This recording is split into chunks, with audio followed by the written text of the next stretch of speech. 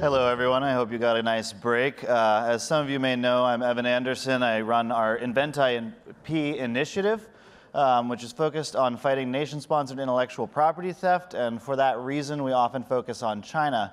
It's my great honor today to be joined by Dmitry Alperovich. He will be in virtually with us. So thank you, Dmitry. I know you're very busy. I really appreciate your time. Dmitry is the co-founder, if anyone doesn't know, of CrowdStrike, which is a massively successful cybersecurity firm. That's actually where I, of course, encountered your work first, Dmitry, particularly all the great work you did on APT groups. But you've also now founded the Silverado Policy Accelerator, and you're doing lots of very interesting work there. And I think maybe it would help the crowd if we just move right into kind of tell us how that happened, right? What led you to do that, and why did you think a policy accelerator was the most important thing, and what are you trying to achieve? Absolutely. Well, first of all, thank you so much for having me. I'm sorry I couldn't be there in person. My Chief of Staff, Mark Raimondi, is in the audience. If anyone wants to know more about what we do, he's going to be happy to help answer those questions. But basically, first of all, I'm an immigrant to this country. This country has been incredibly good to me. I came when I was about 14 years old and was able to be very successful in technology. And one of the things I've always been very passionate about is giving back in a variety of ways, including to this country. And Silverado really came out of that desire. Once I retired from CrowdStrike in 2020, I wanted to see what I could do to help move the nation forward and focus on accelerating policy in the area where I think we have the greatest challenge facing this country in the 21st century, which is the renewed great power competition, primarily vis-a-vis Russia, vis-a-vis China, I should say, although Russia certainly poses a threat as well. So that's been really the big focus of Silverado, is focusing on national security, military strategy, trade and energy security, as well as the issues of semiconductors and critical materials. We've been working on that for about 3 years in trying to move the executive branch, legislative branch forward incrementally. We very much believe in incremental progress. It's better to move one step forward every day versus run a mile in 10 years, is our view on things. And particularly with this challenge that we face with China, we can't afford to wait too long. We have to make progress every single day. Yeah, I think that rings more true every single day as well, right? And that kind of reminds me, so when Mark Raimondi was up earlier, he did mention your piece, which I read, which was quite good, that you recently put out about chips. And of course, we're here to talk about Taiwan, and there's no more important conversation when it comes to Taiwan than the massive chip industry in Taiwan, but also the massive importance of that industry to the global economy now. Can you kind of explain what you published to the folks who may not have read it? By the way, I'll put a link into our group chat later so that everyone can see it. We'll make sure to get it to you. But can you explain what you were doing there? Yeah, so the semiconductor industry is a very obviously technical industry. There's a lot of complexities to it, and a lot of people are trying to simplify it. And unfortunately, this is the one topic that is very, very difficult to simplify. And as someone who's been focused on technology for 20 years, actually briefly worked at Intel as well, the details here matter. In fact, in most areas, that's true as well, but particularly in this area. And one challenge that we've seen in terms of the articulation to policymakers on this issue over the last couple of years, particularly with the passage of the CHIPS and Science Act, has been this focus on advanced chips, right? Leading edge chips that are at 3 nanometers or soon to be 2 nanometers. And everyone in DC is sort of focused off, well, how do we make sure that we, and not Taiwan and certainly not China, own that space? And that's really important. But the reality is that there's just really a few use cases for advanced chips. First and foremost, it's your phone, it's your laptop that is going to be using those advanced chips. It's your Xbox and PlayStation platforms, so gaming is a very, very large market. But I would argue, if we had to live without advanced chips for a few years in those areas, we would probably survive as a nation. Not sure our kids would, but hopefully they would, right? And then you have a couple of other areas where advanced chips are really critical. The big one really is cloud computing, and particularly the GPUs that are now used for training AI. And then a very small cross-section of weapon systems, precision-guided munitions, where you use advanced chips for guidance. But literally everything else around us, the entire world, every single electronics we see is not using advanced chips. It's using what we call foundational chips. Some in the industry have traditionally called it legacy or mature chips. We're trying to change the language around it because we believe that those words don't actually accurately represent the advances in technologies in those chips. Just because something is 40 nanometers or 60 nanometers does not mean it's not advanced and does not mean that it's not evolving continuously. And legacy and mature kind of make it seem like, oh, we're about to throw this out and replace it with 2 nanometer chips. And that's just not the case. For lots and lots of applications, for power management, for radio communications, you actually want the big chips because they produce more power, greater signal, and are much more essential for those tasks. So when you think about the majority of our weapon systems, literally like 98% of the chips that go into our weapon systems are foundational chips. Pretty important, right? But even if you think about AI, there's one chip that is, that's a GPU that is really advanced, and the memory as well, that is in that server that's training your AI applications or is running the AI models. But there's literally 3 to 4 dozen foundational chips that do everything from power management to run your screen to networking, and lots of other things, right? So without those chips, you still don't have an AI server, you have nothing. And that's true of literally every single device you have. And what we did is we published this report that looked at China's progress in foundational chips. So we've done a lot as a country that is very good in the last couple of years in trying to curtail Chinese ambitions in advancing in the leading edge. So preventing them from getting to the 3 nanometers, to the 2 nanometers, preventing them from acquiring the equipment that you need to manufacture those chips. But we've sort of said, well, everything that's sort of above 18 nanometers, that's legacy, that's mature. We don't care if they own it, right? And this report looks at Chinese investments in those areas, as well as their market practices, where they're engaging basically in state-subsidized price dumping, designed to literally destroy the rest of the industry in the foundational chips market, where in 5 years' time, according to our predictions, they will corner the market on foundational chips. So literally, the vast majority of the chips market, they will have.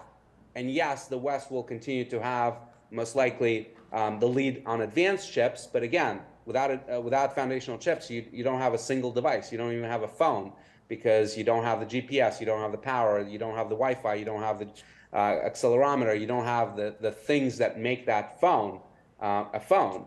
So that is really a great concern. So we need to make sure that we're looking at the entire scope of the semiconductor industry when we're thinking about de-risking from China, when we're trying to think about how to contain them and their ambitions, and do the things that I believe is the most thing that's important for us over the next 10 to 15 years, which is deter an invasion of Taiwan.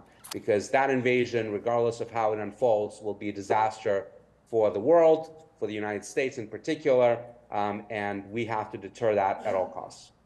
Yeah, so it sounds like it's what you're really getting at, I think, is that it's a combination of things. It takes a village, right, when it comes to chips, and you cannot just abandon the more legacy, which you just said you're trying to change the terminology. But I think you just touched on what I think is the obvious elephant in the room here too. So you've just returned from Taipei, and I think probably the whole room would love to know what your perspective is on the likelihood of invasion. And you mentioned deterrence, which I absolutely agree. I think any conflagration in the South China Sea would be terrible, probably for all involved. And so deterrence, I think, is key. And I would love to hear your perspective about that. How do we deter? What works? What doesn't? Yeah. So this is actually the subject of my upcoming book, World on the Brink: How America Can Beat China in the Race for the 21st Century. It's available now on pre-orders on Amazon and your favorite bookstores. But basically, it's a blueprint for how do we deter China. And I make a couple of arguments in the book. One is that we are unequivocally, no question about it, are in Cold War II. Not 2.0, because it's not a continuation of the first one. It's a very different Cold War, and there are certainly a lot of things that are quite different about the aspect of this confrontation. First of all, the alliances are not as rigid as they were in Cold War I. There's less of an ideological element to it. Obviously, a lot more economic interdependence. But just like World War I was very different from World War II, but they were both world wars, I believe this is Cold War II, just like the first one was Cold War I. And just like in Cold War I, we have this piece of land, this relatively small piece of land, that is the flashpoint that can bring two superpowers, United States and China in this case, to the brink of war. That would be disastrous for the planet, two nuclear powers. I don't have to explain to your audience how dangerous that can be. And in Cold War I, we actually had the same situation, and it was called West Berlin, right? For the first 20 years, 15 years of Cold War I, you had this aggression that was taking place by the Soviets against West Berlin. It resulted in the Berlin airlift, of course, in the 1940s. And then Khrushchev, around 1958, actually decided, we now know from recently declassified Soviet materials, decided to try to take Berlin by force, assuming that America would not fight for this little piece of land that is surrounded by East Germany and the Soviet-controlled forces there. But he miscalculated, and he was shocked that Kennedy was actually taking the position that we would fight and potentially even go into nuclear conflict over West Berlin because of the principles and the strategic interests that we have there. I cite in the book this episode where in 1961, in August of 1961, Kennedy is woken up and he's told that the East Germans have started building the wall that separates East Berlin from West Berlin, and he sighs in relief, right? Really, really amazing to think about it now, because we've been thinking about the wall as being this evil construction. But Kennedy celebrates this effectively in private because he says if Khrushchev is building the wall, that means he's not invading. Yeah. That means the risk of war has just dramatically dropped. And indeed, you still had the next year, obviously, the Cuban Missile Crisis, which was actually an outgrowth of the West Berlin crisis. But after that, you had 25 years of relative stability in the Cold War, where, yes, you had Vietnam, yes, you had Afghanistan, you had different conflicts around the world, but the risk that the United States and the Soviet Union would go to war with each other just diminished drastically, right? And that is essentially Taiwan, that we're not going to go to war with China over Senkaku Islands or Spratly Islands in the South China Sea. No way. But we might go to war with China over Taiwan, right? And we need to do whatever we can to deter China from invading this little piece of land, which is even more strategic to us, I believe, than West Berlin ever was during Cold War I. Can you talk about that, actually? I think that gets undercovered, right? Why is it strategic? I always try to tell people more about that because I think some folks don't know. Yeah, that's a great point. So a lot of people, and you see this even in the presidential campaign, the misconception evolving that Taiwan only matters to us because of chips. Right. While Taiwan mattered to us long before they produced a single chip, right? Douglas MacArthur in the 50s famously called it the unsinkable aircraft carrier. The geopolitical position of Taiwan is so essential. I cite this map in the book. Like, everyone looks at Taiwan as this little sprinkle off the coast of China. But if you rotate the map and you put China at the top and you put Taiwan right in the center, you actually see this from the Chinese perspective, that Taiwan is what actually keeps China bottled up and being unable to dominate the Western Pacific, because the waters around the Chinese coasts are very shallow, both in the South China Sea and the East China Sea. And only once you get that past that first island chain, in which Taiwan is really the cornerstone, right? On the other side, you have Japan. On the other side, you have the Philippines. Only on the other side of that first island chain does the water become much, much deeper. So, for example, in the Taiwan Straits, the depth of the water is about 300 feet. You can't even put a submarine in there without it being immediately detected, and it's even too shallow for that. But on the other side of the strait of the island, it immediately drops to like 1,500 feet, right? So and goes much deeper, obviously, as you go into the ocean. So for naval power projection, for the ability to threaten Japan, for the ability to threaten the Philippines, for the ability to eject the United States Navy out of this crucial area that is really the future of the century in terms of economics, in terms of trade, Taiwan is absolutely critical. So I would argue if Taiwan did not have a single chip or even had no people on it, it would still be absolutely vital to the United States and to our interests and to our ability to enforce global security order in the Western Pacific and beyond. That's why Taiwan matters, and that's why Taiwan matters to China too. There's certainly a lot of history here, although as we talk in the book, we go deeply into Taiwan history. Most people don't appreciate, but there was never actually time when China fully dominated Taiwan. Never, right? So people talk about potential reunification. It's actually not a reunification. It would be a unification because Taiwan has a different culture, even slightly different language. The Taiwanese is an outgrowth of Mandarin, but it's slightly different. They believe they're a country. Visiting Taiwan, speaking to lots of regular people there, as well as the people in power, I came away with a very distinct feeling that even if China was a Jeffersonian democracy, sort of the beacon of the world, the Taiwanese would have zero interest in unifying with China. They've got their own thing going. They want to be their own country, right? So just as Canadians don't want to be part of the United States, even if we're richer and more powerful, they're proud to be Canadians. The Taiwanese are proud to be the Taiwanese. And obviously the fact that it's a CCP and they've seen what happens in Xinjiang, they're seeing what happens in Hong Kong, there's zero interest in unifying voluntarily, which is why China really is looking at this as their only option to do this by force. And I tell you something, in 2021, about 3 months before the invasion of Ukraine, I publicly went on Twitter and predicted that Putin was going to invade Taiwan before the winter was over. Unfortunately, I was proven right. I look at the situation with Xi and Taiwan, and I see the same dynamics evolving. I don't think it's happening soon. I think we have probably at least 5 years, probably at least until late 2028, before China will be ready to move on Taiwan. But on one hand, it's 5 years. On the other hand, it's just 5 years. It's not a lot, and it's a very precarious situation. Yeah, and I mean 5 years particularly on a military time scale, on a preparation time scale, it's a blink of an eye. So that's an interesting prediction. Prediction made it. You can't field the new weapons. You can't even field a new weapon system in that time frame. Exactly.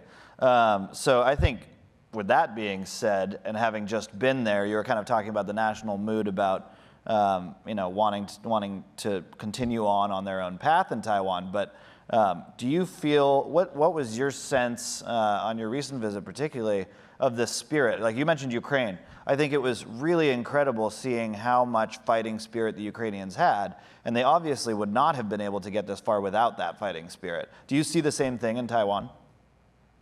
So I see remarkable similarities with Ukraine, which are actually not great. Talking to many Ukrainians before the war, no one believed that the war was coming.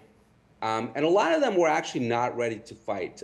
This really came about very, very quickly. And I'll give you one example. I was talking to this friend of mine who's a Green Beret who went over to Ukraine and volunteered to fight in their armed forces in their Foreign Legion. He was telling me the story that he got to Ukraine about a month before the war. He was in the southern city of Mykolaiv in a bar talking to this bartender. And he was talking to him about the prospects of war, and the guy was kind of dismissing it. And then he said, this is all politics. I don't care if the Russians are in Kyiv or if the Ukrainians are in Kyiv. This doesn't, affect me in the least bit. I just want to run my business, run my bar, right, and go on my way. And then the war begins, and my friend is fighting in the Donbass, and he's texting. He got the number of this bartender. He's texting with him, and he finds out that the guy mobilized. It's like, what's going on here, right? Yeah. You didn't care just a couple of weeks ago, and you said, well, what happened is that I have a friend in the city of Kherson, one of the first cities large cities that the Russians took, and he sent me this video of a Russian tank driving down the street of Kherson, and then stopping, pointing a turret at a building and at a balcony where you had women and children gathering and shooting and killing them all. And he said, what? After that, I mobilized immediately, right? And that's what happened, is that you had the Russians be so barbaric, right, and doing Bucha and all kinds of atrocities that were really pointless, right? They had no military value whatsoever. That helped to turn the population against them very, very quickly. I remember, and many of you may remember if you were watching it closely, the first days of the war, you had these videos of Russian armored vehicles that were getting stuck on the highways because they were running out of fuel. And you had civilian Ukrainians just driving by on the highway in their cars and just laughing at the Russians, saying, haha, you're incompetent, go home, right? No one would be doing that today, right? They would be getting out of their cars, taking out their kitchen knives and slaughtering every Russian they would see, right? Because of what the Russians had done. And obviously President Zelensky staying in Kyiv, saying he would fight to the death there, help to mobilize the country. So we don't know what's going to happen in Taiwan, right? A lot of the people are behaving just like the Ukrainians behave, which is like, you know what, I'm not sure I want to die for this. I don't know if we have a choice, but with the right leadership, and if they believe that the Chinese are going to commit atrocities, like they're probably prone to do, you might as well see a significant resistance. But really, the key to this, I spent a lot of time analyzing how China would invade. What most people don't realize is that Taiwan is practically a natural fortress. It is so difficult to invade. The Taiwan Straits, 150 days out of the year, is typhoons and stormy weather that makes it absolutely impossible to launch an amphibious operation. If you manage to land on the beaches, you're faced right up against a mountain that you have to cross. There are tunnels and rivers and bridges all over the place that could be blown, and would make it very, very difficult to advance. I couldn't imagine a worse place to orchestrate an invasion against. So with a little bit of effort, you can actually prevent the Chinese from establishing a beachhead on the island. The challenge is, would Taiwan move quickly enough to do so, hopefully with the US support? But this island is eminently defendable. The question is, will we have enough time, enough capability to actually defend it? Yeah, and I guess on that front, and by the way, we'll break for Q&A. I do definitely want to get into some longer Q&A. If folks have questions, just stand up, and then I'll make sure to get to you. The mics are right here. I think on that front, it would be interesting to hear your perspective here, because there's kind of this ongoing debate, right? What would happen? Is it more likely to be a blockade? I think in my mind, I see hybrid warfare as a strategy emerging all over, and I think that there's a lot of different ways that the Chinese might prep for an invasion. Yeah. What's your perspective on that? What do you see as likely? Yeah, I spent a lot of time in the book and thinking about the different scenarios. I think the only scenario that works is invasion. A blockade has never worked in modern history. I mean, you have the example of Leningrad that was surrounded, for 300 days by the Nazis, and it didn't surrender. The thing is, like, a lot of people say that, the Taiwanese are relying on food and energy imports, and that's true today, but the island is actually very capable of sustaining itself if it had to. So I don't see a blockade resulting in the Taiwanese surrendering. I don't think they'll surrender due to hybrid warfare. There's just no examples of that in history. Even a bombing campaign, has never won a single war, right? You have the Battle of Britain, where the Germans were trying to bomb Britain into smithereens, didn't break their spirit. And you don't see them winning an election or doing something. No, because you have, obviously, the country is very divided in Taiwan. So you have the DPP, which is more pro-independence party that's currently in charge, that's running for re-election in January. You have two other parties, the KMT, which has ruled the island under a military dictatorship since the 1940s until the 2000s, and another smaller party, TPP, that people say are pro-China. They're not really pro-China. I would say, more pro-appeasement. Their view is that if we only appease China, if we become friends with them, they're not going to invade. But no one on the political spectrum in Taiwan is for unification. Not the KMT, not the TPP, certainly not the DPP. So, and in fact, more and more Taiwanese today see themselves as Taiwanese first and Chinese second in terms of their identity. So I don't think that any of that has a chance of working. And in fact, all of those efforts have only strengthened the Taiwanese resolve and done the opposite of what Xi Jinping desires. So I think that's the challenge, is that Xi Jinping is going to realize at some point that the only way that he can bring Taiwan into China's orbit in his lifetime — the guy just turned 70, by the way, so maybe he's got another 10 years in power or so — is by invasion. And an invasion, even if it's defeated, as I said, is going to be a complete disaster for the world, probably immediately global depression, not to mention the thousands that are going to die, probably American lives as well, potential for strikes on Chinese mainland and retaliation against U.S. mainland, just an absolute disaster of a situation. So we have to make sure that he wakes up every single day and thinks, today is not the day. But also crucially, and this is really hard, that tomorrow might be. Because if he thinks that his window is closing, right, and if he doesn't do it now, it will never succeed, even if chances are low, he might still go for it. So that's a delicate balance we have to strike. So do we have any questions from the audience? Just step up to the mic. I know I certainly do if you don't. I think we've got one coming. And thank you, Dimitri. I think I agree with that assessment. I think I've had that conversation with a number of folks before. Go ahead. My question, Dimitri, is on Taiwan semiconductor manufacturing. You can war game several scenarios, but the bottom line is, why are they still able to produce on Taiwan? If I was China, knowing that that is the engine of the world's AI, and they can't get it, why would they let us have it? Or do they wait 5 years and take it out then? But by then, TSMC will have their other fabs operating. Isn't that a major piece of the timeline here? So there's this common misconception about the CHIPS Act that the $52 billion plus about $25 billion in tax credits are going to dramatically reduce our reliance on Taiwan. And that's just not the case. So today, United States produces about 12% of the world's chips. With the CHIPS Act, we'll go up about 8% to about 20%. Taiwan, in any scenario for the next decade, is still going to produce the vast majority of the chips that we need at the advanced nodes, and a huge chunk of them at the foundational nodes.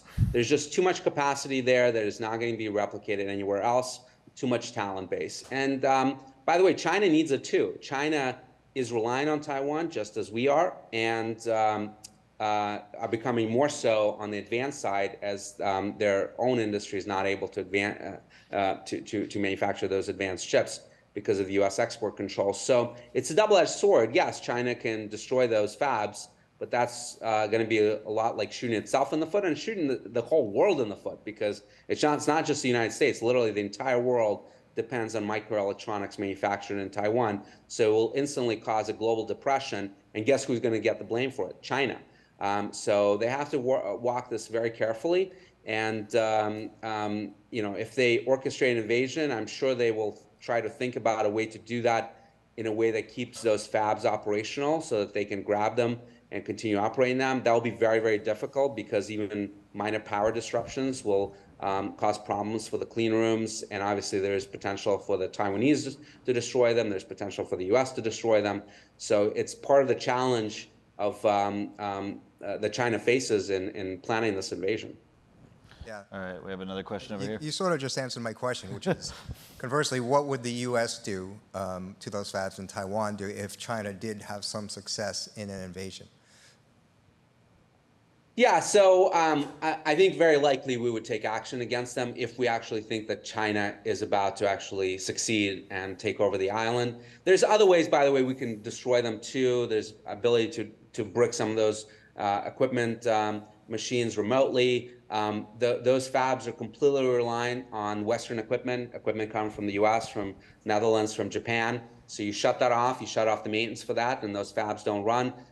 They're completely dependent on chemicals and precursors that are coming from Japan. You shut off that, and nothing gets made. So there's a whole slew of scenarios in which we can destroy those fabs even without physically destroying them. We